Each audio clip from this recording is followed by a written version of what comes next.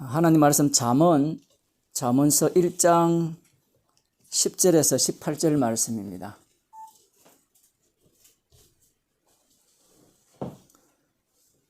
잠언서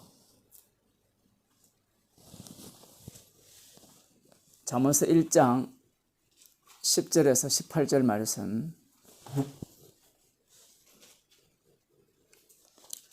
같이 읽도록 하겠습니다. 구약성경 910쪽입니다. 내 아들아, 악한 자가 너를 끌지라도 쫓지 말라. 그들이 네게 말하기를 우리와 함께 가자. 우리가 가만히 엎드렸다가 사람의 피를 흘리자. 죄 없는 자를 까닭없이 숨어 기다리다가 엄부같이 그들을 산채로 삼키며 무덤에 내려가는 자 같게 통으로 삼키자. 우리가 온갖 보화를 얻으며 빼앗은 것으로 우리 집에 채우리니 너는 우리와 함께 제비를 뽑고 우리가 함께 전대 하나만 투자할지라도 내 아들아, 그들과 함께 길에 다니지 말라. 내 발을 금하여 그 길을 밟지 말라. 대저 그 발은 악으로 달려가며 피를 흘리는데 빠름이니라. 무릇 새가 그물 치는 것을 보면 헛일이겠거늘 그들의 가만히 엎드림은 자기의 피를 흘릴 뿐이요 숨어 기다림은 자기의 생명을 해할 뿐이니 무릇 이 일을 탐하는 자의 길은 다 이러하여 자기의 생명을 잃게 하느니라. 아멘. 기도하시겠습니다. 이 땅에 살아가는 모든 인생들이 이 일을 탐하는 자이며 십자가 앞에서는 이 땅에서 살아가는 모든 행위와 말들이 지옥 가는 이름이 주의 영을 통하여 저희들에게 알려주시고 우리의 인생이 십자가를 전가하는 인생임을 깨닫게 하심을 감사드립니다. 오늘도 저희들을 불쌍히 계시사 주의 말씀으로 저희들을 책망하옵소서. 예수님 이름으로 기도드리옵나이다. 아멘. 하나님 말씀 누가복음 23장 13절에서 25절 말씀입니다. 누가복음 23장 13절에서 25절 말씀 제가 읽어드리도록 하겠습니다. 빌라도가 대제사장들과 간원들과 백성을 불러 모으고 이르되 너희가 이 사람을 백성을 미혹하는 자라 하여 내게 끌어왔도다. 보라, 내가 너희 앞에서 사실하였으되 너희의 고소하는 일에 대하여 이 사람에게서 죄를 찾지 못하였고 헤롯이 또한 그렇게 하여 저를 우리에게 도로 보내었도다. 보라, 저의 행한 것은 죽일 일이 없느니라. 그러므로 때려서 놓겠노라. 무리가 일제히 소리질러 가로되 이 사람을 없이하고 바라바를 우리에게 놓아주소서 하니 이 바라바는 성중에서 일어난 밀랑과 살해를 인하여 옥에 갇힌 자르라. 빌라도는 예수를 놓고자 하여 다시 저희에게 말하되 저희는 소리질러 가로되 저를 십자가에 못 박게 하소서 십자가에 못 박게 하소서 하는지라. 빌라도가 세 번째 말하되 이 사람이 무슨 악한 일을 하였느냐. 나는 그 죽일 죄를 찾지 못하였나니 때려서 놓으리라 한데 저희가 큰 소리로 재촉하여 십자가에 못 박기를 구하니 저희의 소리가 이긴지라. 이에 빌라도가 저희의 구하는 대로 하기를 언도하고 저희의 구하는 자 곧 밀랑과 살인을 인하여 옥에 갇힌 자를 놓고 예수를 넘겨주어 저희 뜻대로 하게 하니라. 아멘. 오늘 본문을 보면 빌라도가 참으로 안 되었다라는 생각을 저희들이 갖게 되죠. 빌라도는 어찌하였든지 예수님을 놓아주려고 합니다. 놓아주려고 하는 근거가 누가복음에서는 자기 아내의 말은 나오지 않아요.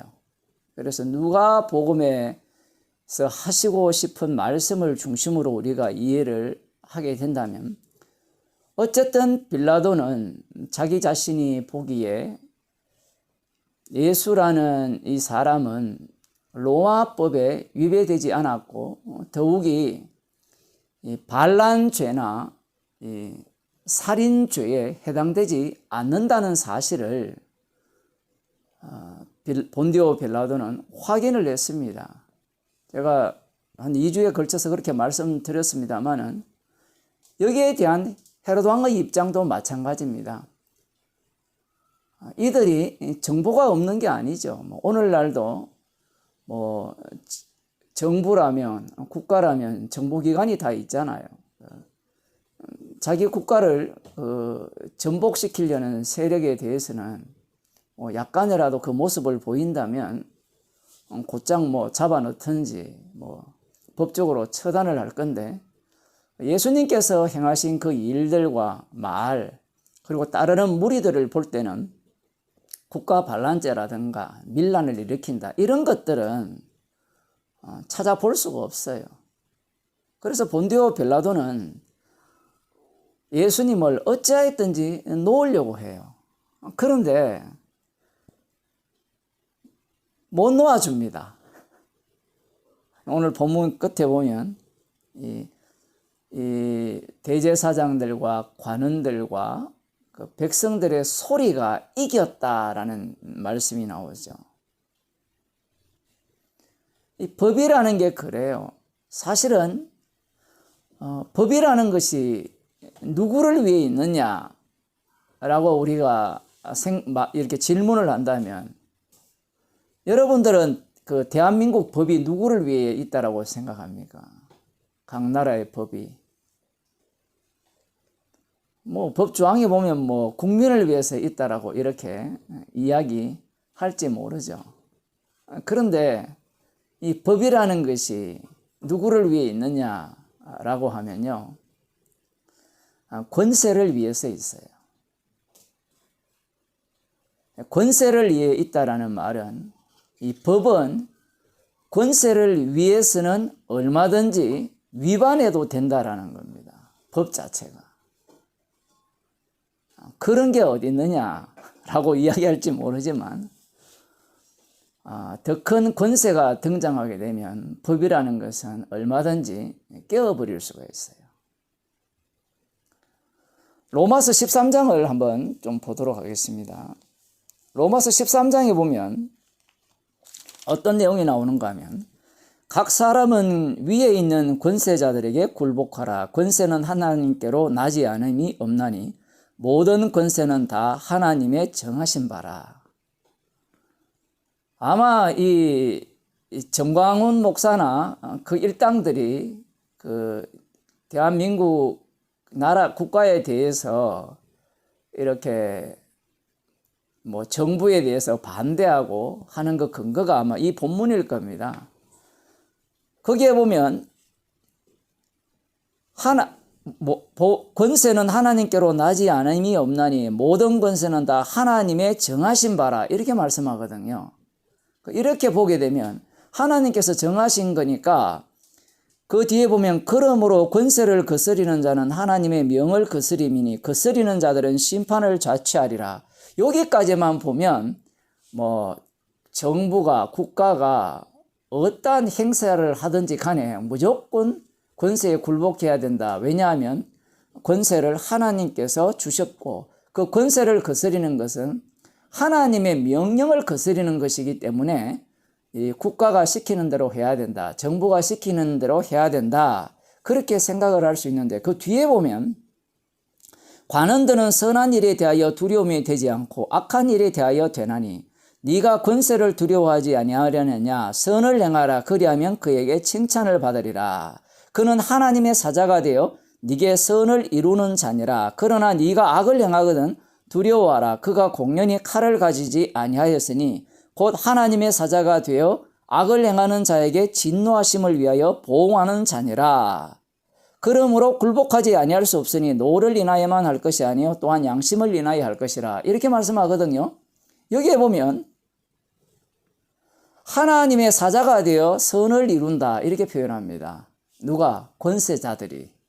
권세자들이라는 말은 뭐 임금들이라고도 볼 수 있고요. 관원들도 될 수 있는데 이들이 하나님의 사자가 되어서 선을 이룬다라고 이야기를 하니까 국가라는 것은 이번에 뉴스를 보니까 뭐 국민의힘의 청년 무슨 뭐 어쩌고 그 걔들 중에 뭐 하나님의 통치가 어쩌고 저쩌고 이렇게 이야기를 했는데 걔들이 지금 하는 이야기가 이런 얘기거든요. 이 본문에 보면 하나님의 사자가 되어 선을 이루는 정부가 되어야 된다. 국가가 되어야 된다. 이렇게 해석을 하는 거예요.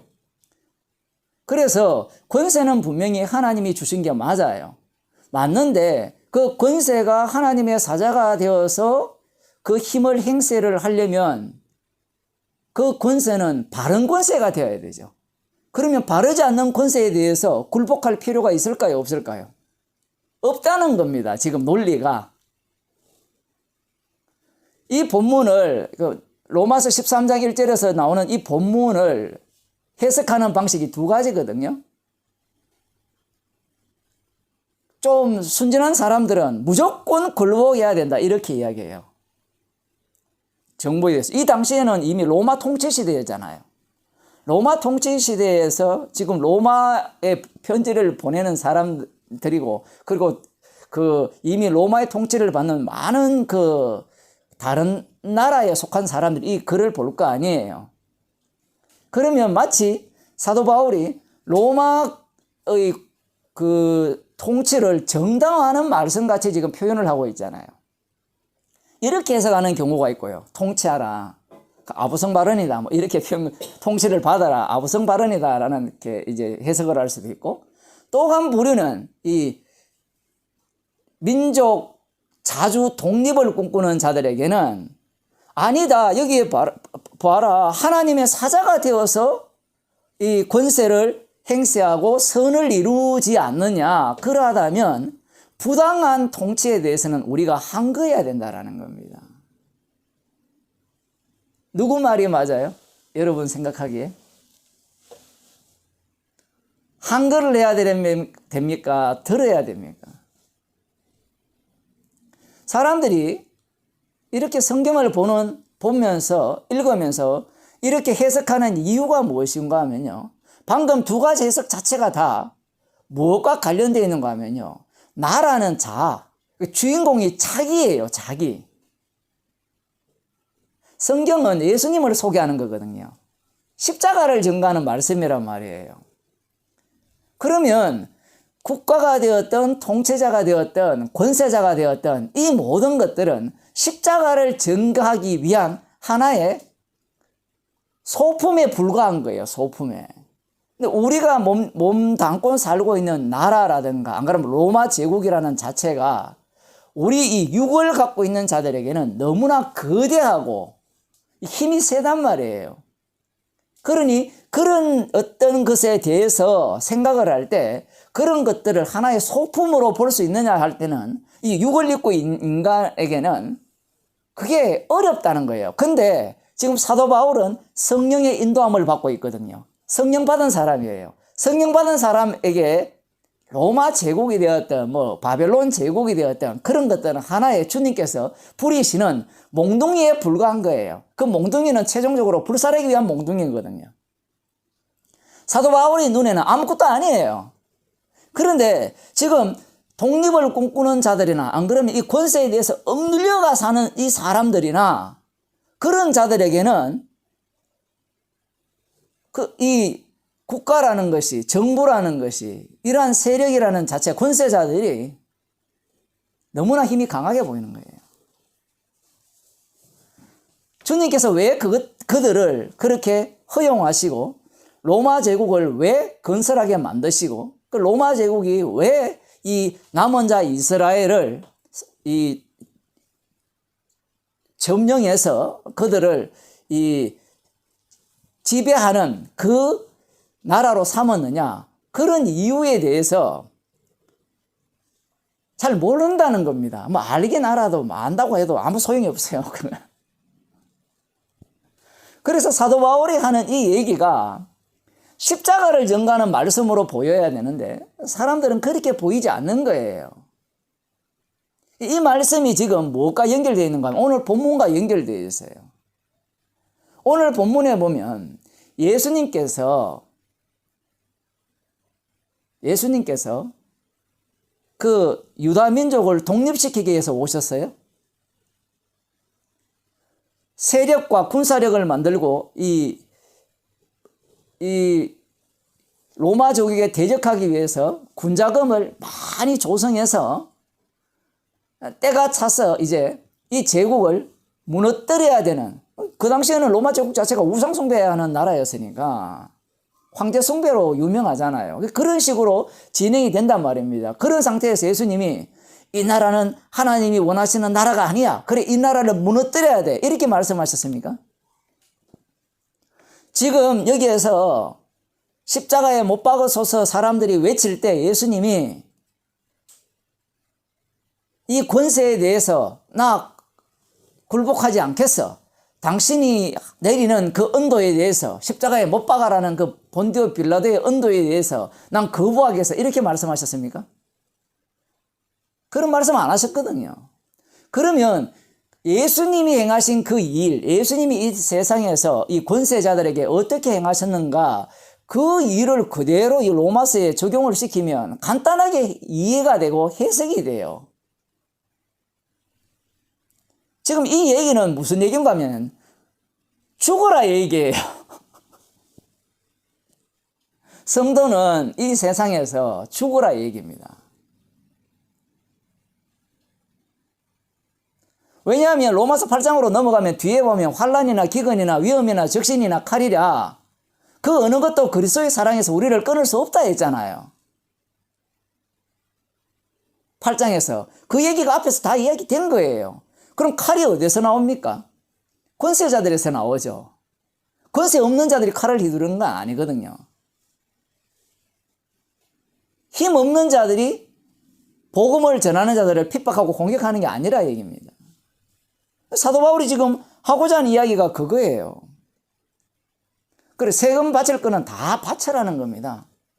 다 바치면서 복음 전하는 것 때문에 죽으라 얘기예요. 그게 굴복하라는 얘기예요. 그럼 이 말씀은 사도 바울이 이 통치자들에 대해서, 권세자들에 대해서 이 뒤틀은 거잖아요. 이 내용을 보게 되면 권세자들 너희들이 하나님의 사자가 되어 네게 선을 이룬다 했을 때는 어떤 일이 되는가 하면 권세자들이 하나님의 사자가 되어 너희들을 핍박하는 자체가 선을 이루는 거예요. 로마서 8장에 나오잖아요. 모든 것이 합력하여 선을 이룬다고요. 십자가 피가 나오게 되어 있다는 거예요. 십자가 사건이 반복하게 되어 있다는 겁니다. 즉, 그 말씀을 하시는 겁니다. 그래서 권세자들은 권세자들의 일을 해야 돼요.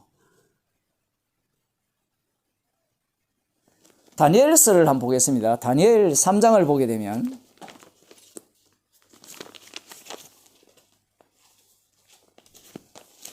여러분이 잘 아시는 그 금신상이 나오죠. 느부갓네살 왕이 꿈을 꾸었는데 꿈 내용도 모르겠고 그 의미도 모른다고 할 때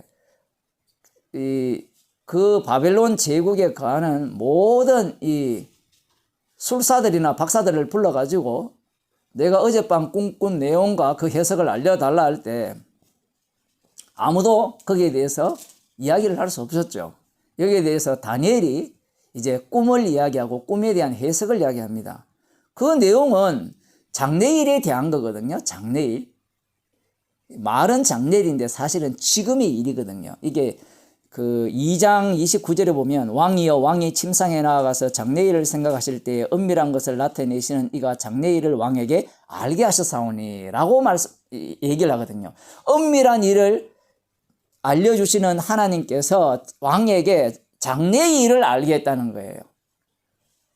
장래의 일인데, 왕에게는 장래의 일인데 실제로 그 왕에게는 현재의 일이게 되고요. 장래가 현재예요. 시간 자체가 의미가 없어집니다. 나중에는. 그래서 지금 그 나타냈는데 그 내용이 무엇이냐 할 때는 뭐 큰 신상을 봤는데 머리는 금이고 가슴과 팔들은 은이고 배와 넓적다리는 노시고 그 종아리는 철이고 그 발은 얼마는 철이고 얼마는 진흙이었다라는 거예요. 그리고 얼마 후에 왕이 보시니까 사람의 손으로 하지 아니하고 뜨인 돌이 신상의 철과 진흙과 발을 쳐서 부서뜨리며 때에 철과 진흙과 녹과 은과 금이 다 부서져 여름 타작마당의 겨와 같이 바람에 불려 간 곳이 없어졌어요. 그리고 그 우상을 친 돌은 태산을 이루어 온 세계에 가득하게 되었다라고 해석을 해줍니다. 우리들 같으면 결론에 관심 있잖아요. 사람의 손으로 하지 아니하는 그 돌이 뜨인 돌이 와가지고 이 금신상을 완전히 타작마당에 티끌처럼 다 날려보내버리고 그 친 돌이 태산을 이루어 세계에 가득하더라에 주목을 할 건데 그 다음 해석이 문제가 되는 거예요. 다니엘이 해석을 내줍니다. 그 해석이 무엇인가 하면 왕은 열왕의 왕이시라 하늘의 하나님이 나라와 근세와 능력과 영광을 왕에게 주셨고 인생들과 들짐승과 공중의 새들 어느 곳에 있는 것을 물어나고 그것들을 왕의 손에 붙이시사 다 다스리게 하셨으니 왕은 곧 그 금머리입니다 라고 이야기를 하는 거예요. 그 다음에 이제 그 다음 동, 철과 흙 그러한 나라들, 왕들이 나온다는 거예요.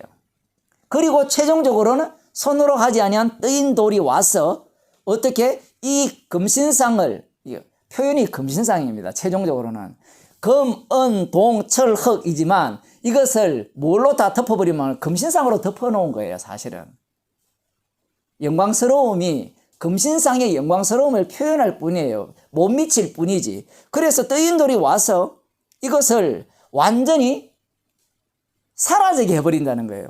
그리고 사라진 자리에 그 친 돌은 태산을 이루어 온 세계에 가득하다라고 해석을 해주거든요. 해석을 해주니까 다니엘이 바른 해석을 했죠. 옳은 해석을 했죠. 진짜 하나님으로부터 받은 그 꿈에 대한 계시에 대한 해석, 오늘날로 말하면 성경 본문을 제대로 풀어준 겁니다.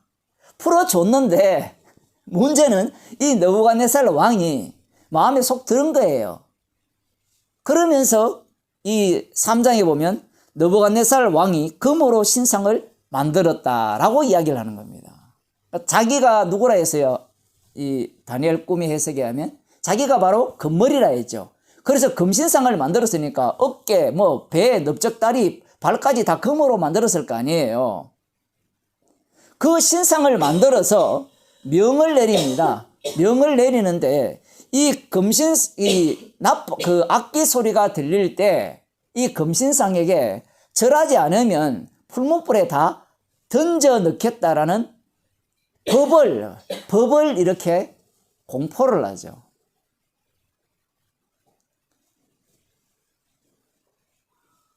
다니엘을 통해서 꿈을 해석하게 하신 목적이 금신상 만들으라고 해석한 거예요. 느부갓네살 왕이 금신상을 만들으라고 꿈을 해석하게 해 주신 겁니다. 그래서 이제 이 느부갓네살 왕이 금신상을 만들어서 절하지 아니하면 풀무불에 던진다라고 할 때 누가 말을 안 들어요? 로마서 13장에 하면 권세자들에게 굴복하라 했잖아요. 그러면 굴복하려면 말을 들어야 되잖아요. 금신상에게 절해야 되죠. 그런데 절하지 않아요. 그 절하지 않는 것을 갖고 이제 사람들이 우리가 이 권세자들에게 대적해야 돼. 사드락과 메삭과 아벳느고가 대적했습니까? 아니죠. 절하지 않을 뿐이에요. 전하지 않고 코로나 때 30명 모이라 했을 때 말 안 들어요.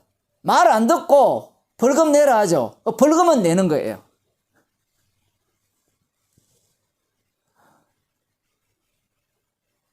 그게 지금 사드락과 메삭과 아벳느고예요. 그래, 너희들 모이지 마. 모였지?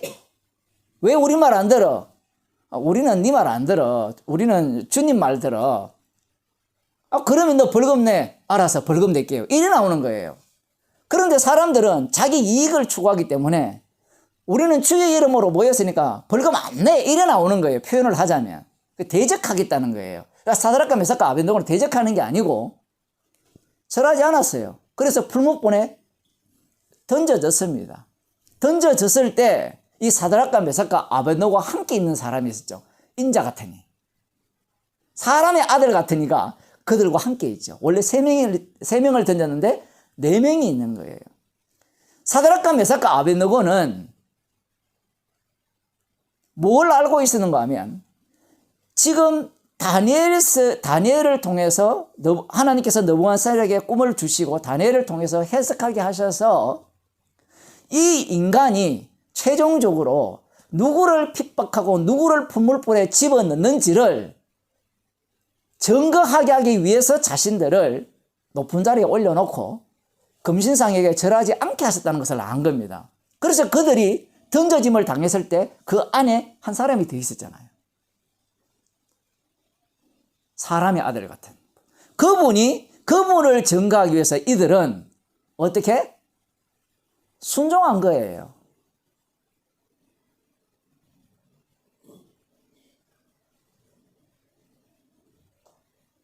나를 위한 이익이 없다 얘기입니다. 지금 로마서 13장을 해석하면서 사람들은 다 나를 중심에 두고 성경을 해석하거든요. 나라가 부당한 지시를 하면 거부를 해야 된다. 왜 거부해야 돼요? 살기 위해서인 거예요. 그런데 사드락과 메삭과 아벳느고는 죽기 위해서 거부를 한 거예요. 그 죽음 속에 누구를 증거하는 증인으로 보여지게 됩니까? 십자가에 신 주님이죠. 그분을 증거하게 하기 위해서 이들은 이 권세자에게 굴복하지 않는 거예요. 그래서 이 느부갓네살 왕이 하나님의 사자가 되어 이 사드락과 메삭과 아벳느고에게 선을 이룬 거예요.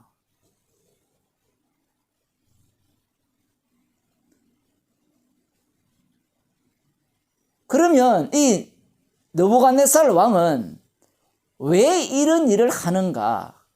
그 이유가 있는 거예요. 그 이유를 조금 더 살펴보겠습니다. 다니엘서 7장입니다. 7장에 보면 어떤 내용이 나오는가 하면 1절에 보면 바벨론 왕 2절에 봅시다. 다니엘이 진술하여 가로되 내가 밤에 이상을 보았는데 하늘의 네 바람이 큰 바다로 몰려 불더니 큰 짐승 넷이 바다에서 나왔는데 그 모양이 각각 다르니 큰 짐승이 나왔어요. 이 짐승은 나중에 7장 그 뒷부분에 보면 누군가 하면 바로 그 왕입니다. 네 왕을 이야기하는 거예요. 17절 봅시다. 7장 17절. 그 네 큰 짐승은 네 왕이라 세상에 일어날 것이로되 지극히 높으신 자의 성도들이 나라를 얻으리니 그 누림이 영원하고 영원하리라. 이렇게 나오거든요. 네 짐승이, 그러니까 왕이 일어나는데 이들의 힘은 굉장히 강력합니다. 그런데 최종적으로는 지극히 높으신 자의 성도들이 나라를 얻는다고 나와요. 이걸 이제 유대인들은 문자적으로 해석해버리죠. 메시아가 오면 나라가, 그러니까 로마 제국보다 더 강력한 나라가 만들어진다. 그렇게 이해를 하는 겁니다. 자, 그런데 지금 여기에서 지금 주님께서는 큰 짐승, 네 짐승이 바다에서 올라왔잖아요. 그들이 하는 일이 뭐냐? 그 일에 대해서 이미 방금 우리들이 살펴본 그 다니엘 3장에서의 사건 속에서 살짝 맛배기로 보여준 거예요. 어떻게 보여줬느냐 할 때는 바로 이 짐승이 1번 짐승이 나중에 나오는 짐승은 다 이 느부갓네살 왕보다 훨씬 못한 짐승들이니까 어쨌든 이 짐승이 무슨 일을 감행합니까? 이 지극히 높으신 자의 성도들을 핍박하죠. 핍박을 하는데 그 핍박이 성공합니까? 실패합니까? 실패하죠. 실패하고 난 뒤에 이 사드락과 메삭과 아벳느고는 살림을 받고 오히려 누가 죽었어요? 그들을 던지려고 하는 자들이 죽었잖아요. 그래서 이런 본문을 볼 때 사람들은 신나는 겁니다. 이 세상에서 이런 일이 일어날 거라고. 그런데 사실은 그러한 모습을 통해서 지금 이 다니엘 7장에서 예언되어지는 이 내용, 방금 그 느부갓네살 왕이 꿈꾼 그 내용이 어떻게 이 땅에서 이루어지는가를 보여주는 거예요. 떠인 돌이 와서 태산을 이룬다 했을 때 그 일을 육으로 난 자들은 대부분 다 100이면 100이 다 이 다니엘서에 나오는 말씀처럼 사드락과 메삭과 아벳느고가 불에 던져졌지만 타지 않고 어떻게 다시 살려서 인정을 받는 이 세상에서 인정을 받고 뭐 오래오래 살았더라 이런 걸 생각을 하는 거예요. 그런데 요한계시록 가면 불에 다 죽어버려요. 다 죽어버립니다. 요한계시록 가면. 왜냐하면 예수님이 죽으셨잖아요. 그걸 지금 이 다니엘서를 통해서 보여주는 겁니다. 그러면서 6장에는 또 어떤 일이 나오는가 하면 다리오 왕이 이제 그 신하들이 작당을 하죠. 지금 여기 다니엘서 3장에서는 누가 주도적으로 행세를 하는가 하면 느부갓네살 왕이 주도적으로 했죠. 그런데 다니엘서 6장에 보면 우리들이 잘 아는 또 내용이 나오잖아요. 사자굴에 들어간 다니엘. 뭐 어릴 때 교회 다니는 사람들은 많이 들었잖아요. 그 사자굴에 들어간 그 다니엘이 죽었습니까? 사자밥이 되었습니까? 안 되었습니까? 안 되었죠. 사자가 쫄쫄 굶었거든요. 그죠? 그런데 지금 이 신하들이 뭔가 작당을 하죠. 어떤 작당을 하는가 하면 누굽니까? 6장에 보면 이 다니엘을 어쨌든 제거하기 위해서 새로운 법을 만드는 겁니다. 법을 만드는데 어떤 법을 만드는가 하면 기도를 할 때 왕에게만 기도하라는 거예요. 그게 7절에 나옵니다. 금령은 왕 외에 어느 신에게나 사람에게 무엇을 구하면 사자굴에 집어넣으라는 거예요. 다리오 왕은 이럴 생각이 별로 없었어요. 그런데 들어보니까 괜찮거든요. 그러면서 8절에 보면 그런즉 왕이 원컨대 금령을 세우시고 그 조서에 의인을 찍어서 메대와 바사의 병개치 아니하는 규례를 따라 그것을 다시 고치지 못하게 하옵소서. 이런 제안을 냈습니다. 제안을 하니까 기분 좋을 거 아니에요. 자, 그래서 의인을 찍었어요. 찍었는데 그 금령에 누가 걸려들었는가 하면 자기가 좋아하는 다니엘이 걸려들었어요. 그 금령을 거부할 수 있을까요? 없을까요? 왜 거부 못합니까? 권세 때문에 그래요. 권세. 그럼 권세가 어디로부터 나왔는가? 이게 중요하거든요. 그 권세가 어디로부터 나와요? 신하들로부터 나왔잖아요, 지금. 그런데 단순히 신하들로부터 나왔느냐? 누가복음 4장에 보면 세상 권세와 영광은 하나님께서 누구에게 줬답니까? 마귀한테 줬거든요. 그러면 그 권세는 최종적으로 누구를 공격하고 누구를 죽이게 되어 있는가 하면 예수님을 죽이게 되어 있어요. 예수님을 공격하게 되어 있는 거예요. 법을 어길 수 있잖아요, 사실은 다리오 왕이. 그런데 법을 어기지 못하는 겁니다. 왜? 더 큰 권세가 작동하기 때문에 그래요. 그래서 던졌지만 어떻게 되었어요? 그 다음날 일찍 가가지고 다니엘아 살아있느냐? 아이고 반갑다. 그리고 그들을 고소한 자들을 집어넣었죠. 이런 내용을 보면 우리 어린이들도 마찬가지지만 신나죠. 이런 성경 본문들이. 야, 다니엘이 이겼다라고 하잖아요. 이게 구약의 그림자예요. 그림자.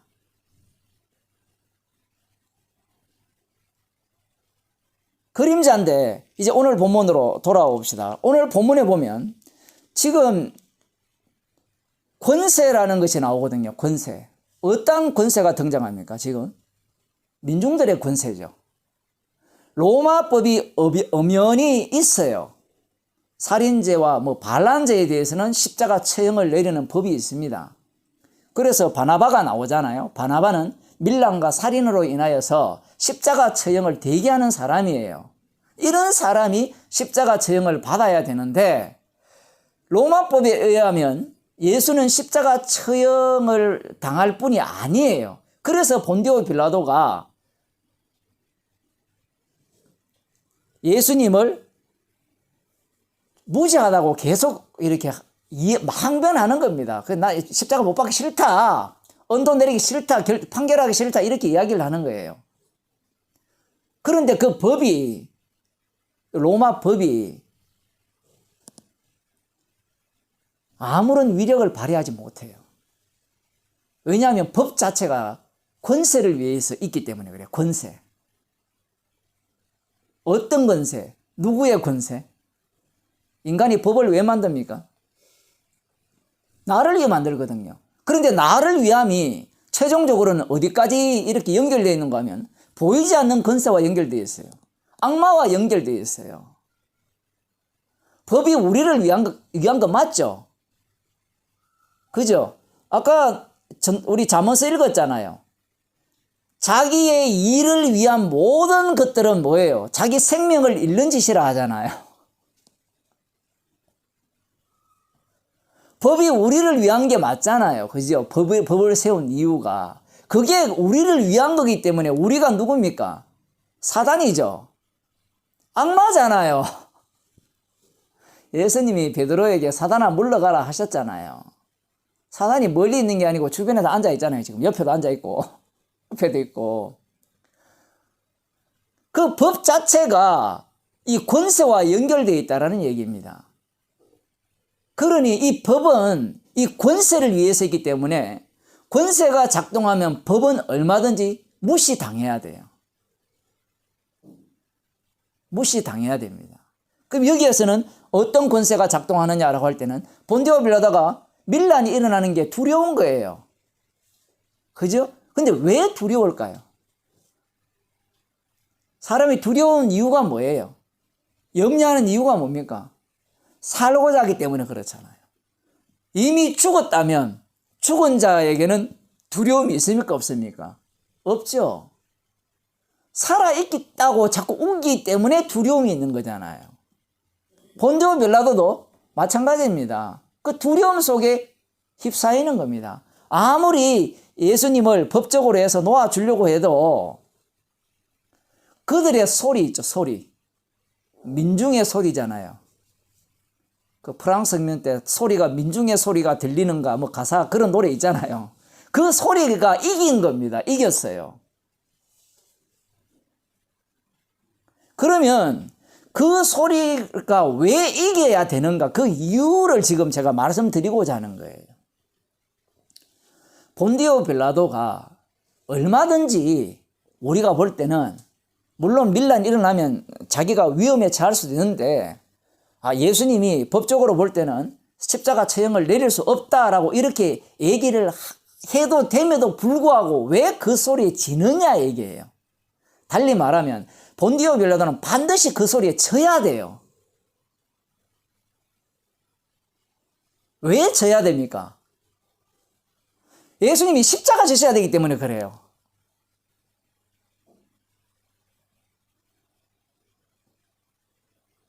본디오 빌라도가 아무리 양심적으로 법을 이렇게 다 연구해서 예수님은 이 십자가 처형 받을 만한 죄를 안 지어서 라고 해서 그래 예수님을 십자가 처형 언도하면 안 돼 아무리 해도 소용없다 얘기예요. 왜냐하면 지옥 갈 때는 지옥 가야 되기 때문에 그래요. 오늘 설교 제목이 강제로 끌려 들어온 빌라도거든요. 강제로 끌어와서 강제로 예수님을 죽이는데 주도적으로 나서지도 않았어요. 빠지려고 했죠. 그런데 주님이 못 빠지게 만들어 버립니다. 강제로 끌고 들어와서 너는 어떻게 해야 돼? 예수님을 십자가에 못 박도록 언도를 내려야 돼. 그래야 아버지와 아들의 언약이 이루어질 거 아닙니까? 사람들이 이런 본문을 보면서 이런 이야기를 해요. 여러분, 빌라도처럼 되면 안 됩니다. 말씀이 오르면 어떻게? 그것으로 꿋꿋이 나가야 되지.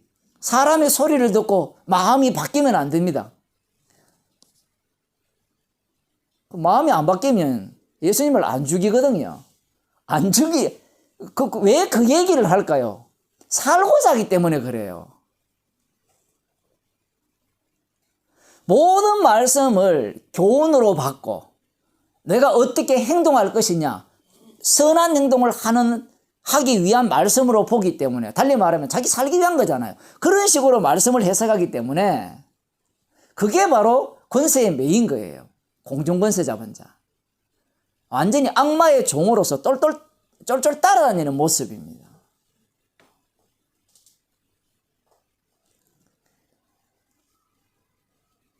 빌라도가, 이제 13절 봅시다. 빌라도가 대제사장들과 관원들과 백성을 불러 모으고 이르되 너희가 이 사람을 백성을 미혹하는 자라 하여 내게 끌어왔도다. 보라, 내가 너희 앞에서 사실하였으되 너희의 고소하는 일에 대하여 이 사람에게서 죄를 찾지 못하였고 헤롯이 또한 그렇게 하여 저를 우리에게 도로 보내었도다. 보라, 저희 행한 것은 죽일 일이 없느니라. 그러므로 때려서 놓겠노라. 절충안을 제시하는 거예요. 이들이 워낙 지금 분노해 있으니까 때려서만 놓겠다. 근데 그들이 말을 듣습니까? 안 듣습니까? 안 듣죠. 그런데 우리 성경에 보면 17절 없음 이렇게 돼 있죠. 혹시 여러분 성경에는 있습니까? 이게 고대 사본에 어떤 사본에는 있어요. 어떤 내용이 들어있는가 하면 명절에는 반드시 한 사람을 놓아주게 되어 있다라는 본문이 들어있어요. 다른 성경에는 있거든요. 마태복음 이런 데는. 근데 여기에서는 없음이 있는데, 없어도 돼요. 없어도 되는데 왜 없어도 되는가 하면 뒤에 18절을 보면 무리가 일제히 소리질러 가로되 이 사람을 없이 하고 바라바를 우리에게 놓아주소서 하니라. 지금 죽을 일이 없도다 하는 순간 이들의 머릿속에는, 지금 대제사장들과 관원들과 백성들의 머릿속에는 무엇이 떠올랐는가 하면 죄수 하나를 풀어주는 일을 떠올리는 겁니다. 없어도 되는 거예요. 17절. 죄수 하나를 반드시 풀어주게 돼 있어요. 그게 법입니다. 법. 그래서 이들은 아이디어를 끄집어낸 거예요. 혹시 본디오 빌라도가 예수를 처형하지 못한다 하면 우리를 위해서 예선자 있죠. 누굽니까? 바나바죠. 독립운동한 사람. 그 사람을 살려달라고 저 예수를 십자가에 못 박게 하자라는 약속이 된 모양이에요. 그래서 그들은 일제히 소리질러 가로되 이 사람을 없이 하고 바라바를 우리에게 놓아주소서라는 겁니다. 자기에게 유익한 인물은 살려주고 자기들에게 유익하지 않은 인물은 죽여라는 겁니다. 지금 이 논리가 말이 돼요, 안 돼요? 예수님이 만일에 죄인이라면 죄인 둘 중에 하나를 택해서 바나바는 놓아주고 예수는 처형하라, 이렇게 얘기가 되잖아요. 그런데 죄가 없다 했잖아요. 죄가 없는데 어떻게 바나바는 놓아주고, 이 논리가 맞아요. 죄수 하나를 놓아주는 그 법이 있다 하더라도 둘 다 죄수여야 하나는 놓아주고 하나는 넣을 수 있는데 예수님은 죄수가 아니잖아요. 그런데 이들은 그러한 어떤 관습을 끌고 와서 예수를 어디에 집어넣는가 하면 살인죄, 그 반란죄인 속으로 집어넣어버리는 겁니다. 정말 희한하죠. 오늘날 대한민국 이 야당이나 여당을 보는 것 같잖아요. 그게 딴 데 있는 게 아니에요. 무조건 보고자 하는 것만 보거든요. 내가 옳으면 다 옳아요. 지금 이들뿐만 아니라 모든 인간이 이러한 거예요. 예수라는 작자는 우리에게는 소용이 없어요. 그렇지 않습니까, 여러분? 여러분이 만일에 말씀이 아침마다 말씀을 묵상하면 그날 하루에 사업이 잘 되고 사람들을 만났을 때 다툼이 없고 어떠한 문제도 해결이 잘 된다고 생각하면 얼마나 열심히 아침마다 말씀을 듣고 묵상하겠어요. 예? 제가 매일 저녁에 그 창세기 올리잖아요. 이제 지겨워. 매일 제가 한 120 몇 강을 올렸는데 물려요, 벌써. 근데 만일에 성경도 마찬가지거든요. 매일 읽으면 그런 것들이 어떻습니까? 만일에 돈이 되고 사업이 잘 되고 그렇게 한다면 40일 새벽기도 하는 정도가 아니고 400일도 할 거예요. 그런데 예수님이라는 분은 이 십자가라는 자체는 이 세상을 사는데 도움되는 게 하나도 없어요. 그거 처음 하셨습니까? 도움되려고 예수님을 믿는다면 여러분은 빨리 이 교회를 떠나야 돼요.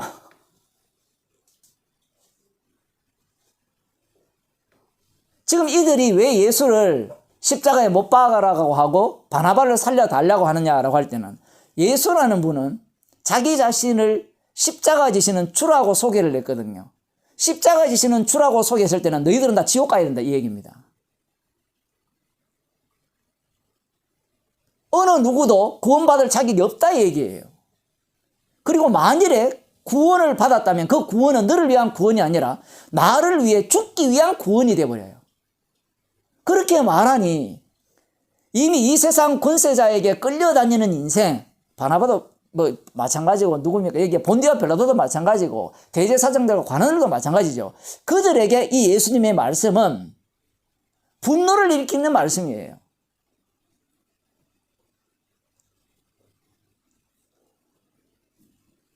나를 위한 말씀이 없기 때문에 그래요.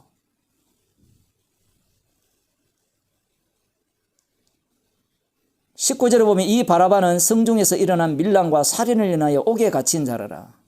우리가 원하는 것은 밀란을 일으키는 자. 밀란이라는 것은 나를 위한 밀란이죠. 나를 위한 밀란. 그리고 살인을 인하여 옥에 갇힌 자죠. 살인을 하더라도 나를 위한 살인이라면 얼마든지 그 사람은 살아야 되고 그 사람은 내가 용납할 수 있다는 겁니다. 그러나 나를 위한 살인이 아니라면, 나를 해하는 살인이라면 그놈은 죽여야 된다는 게 우리의 생각이에요.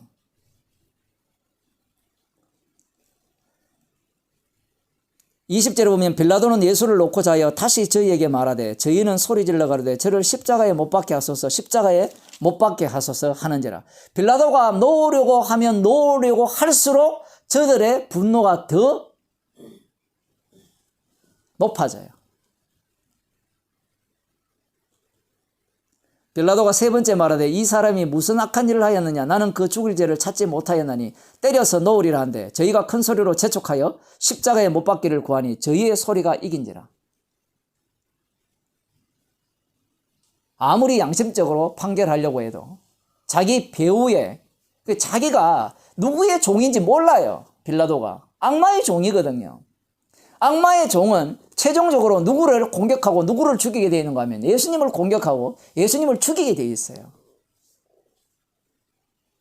그래서 주님은 이 과정을 통해서 최종적으로 누구까지 예수님을 살해하는 자리로 끌고 가느냐라고 할 때는 본디오 빌라도까지, 로마 제국까지, 그 황제까지 예수님을 살해하는 자리로 끌고 가는 거예요.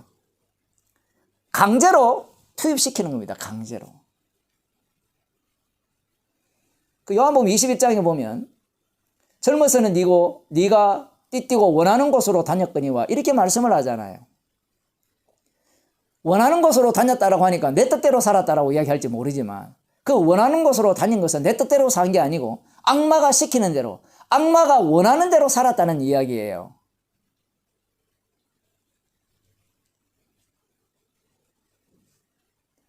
결국은 이 저들의 뜻이 본디오 빌라도의 뜻이 되는 겁니다.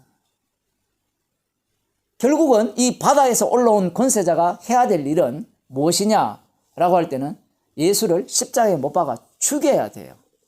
그런데 바다에서 올라온 짐승이 누구냐라고 물으시면 누굴까요?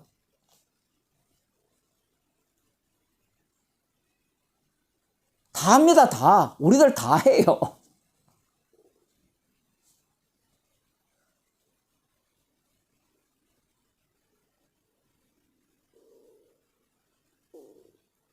그렇게 하여 십자가 사건이 발생하는 겁니다. 문제는 이 본디오 빌라도는 강제로 하나님의 아들이신 예수님을 십자가에 못 박아 죽이는데 동원되었다는 사실을 몰라요. 그런데 성도들은 어떻습니까? 성령 받은 자들은 이걸 아는 거예요. 내 양심상으로는 예수님을 죽일 마음이 없어요. 그런데 오늘 본문을 보니까 그 잠언서에 나왔잖아요. 일을 위한 것이 자기 생명을 잇는 일이잖아요. 그 일을 자기 이익을 위한 것이라면 평소 우리가 살아온 모든 것들이 예수님을 십자가에 못 박으라고 외친 삶이라는 겁니다. 그걸 아는 거예요, 성도는. 그래서 성도가 뭘 자랑하겠어요? 십자가의 피를 자랑하는 겁니다.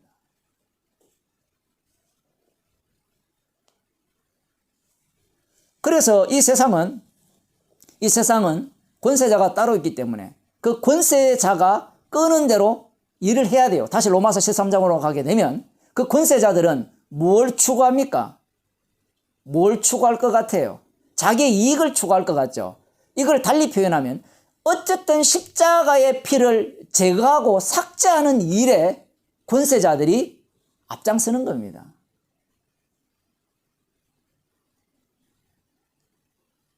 우리가 바라는 게 뭡니까? 권세자가 되고 싶잖아요. 돈을 많이 벌고 싶고 사람들로부터 인정받는 자리에 가고 싶고, 우리가 하는 모든 짓거리들이 우리의 이익을 위한 일이기 때문에 예수님을 십자가에 못 박는 지심을 우리들이 오늘 말씀을 통해서 깨달아야 됩니다. 기도하겠습니다. 하나님 아버지, 십자가만을 남기기 위해서 십자가 사건 속으로 온 세상을, 온 우주를 강제로 끌어넣으시는 주님의 능력을 보았습니다.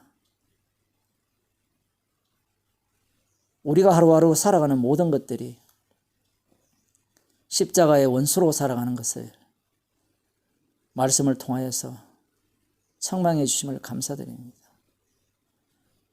십자가의 피를 자랑하는 주의 백성으로 살아가게 하옵소서. 예수님 이름으로 기도드리옵나이다. 아멘. 주님 가르쳐